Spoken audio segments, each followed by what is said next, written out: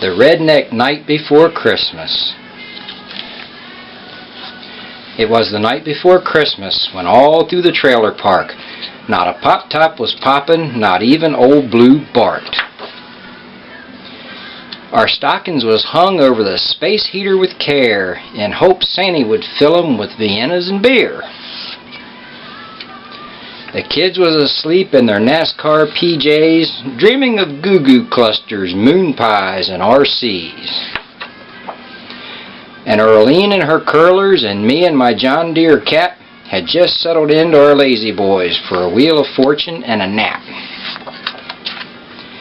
Then out in the vacant lot I heard such a commotion. I thought it was neighbor Clyde finally got his T-bird in motion.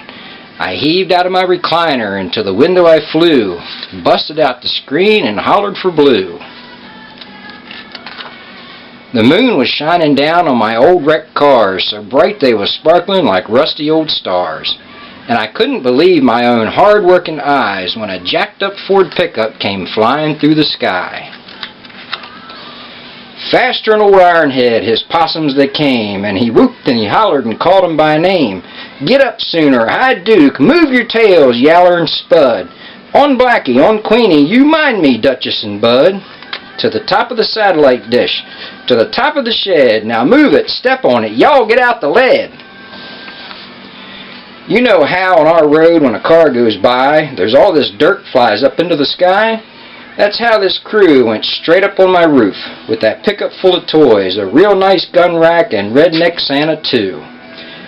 Then 'fore I could pop my teeth in, I heard up on the tin, the scrabbling around of them flying possums of his'n. I yanked my head back in the trailer and hitched up my shorts. Down the stove vent Redneck Santa came with a grunt and a snort.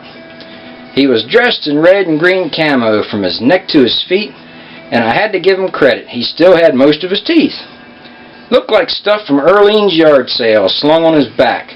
There was fly swatters and Tupperware and 8-tracks sticking out of his pack.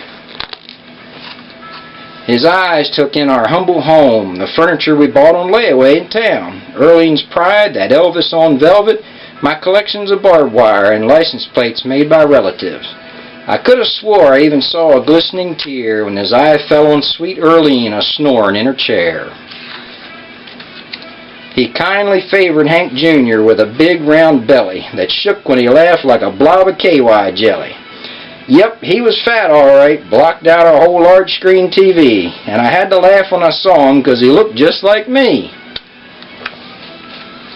When he winked his eye, I knew for sure he'd treat us right. Why, he might even leave me some ammo tonight. I stood there dreaming of Whitetail while I watched him work. Then he stopped and like a real man he let out a burp. He topped off our stockings with moon pies and bottle rockets, then scrows up that stove vent like spam in your pocket. He jumped in his pickup, laid down on the horn. I'm not lying. And they took off like white lightning with their possum tails flying. But I heard him holler as he headed for the 7-Eleven. Merry Christmas to all, and may all rednecks go to heaven.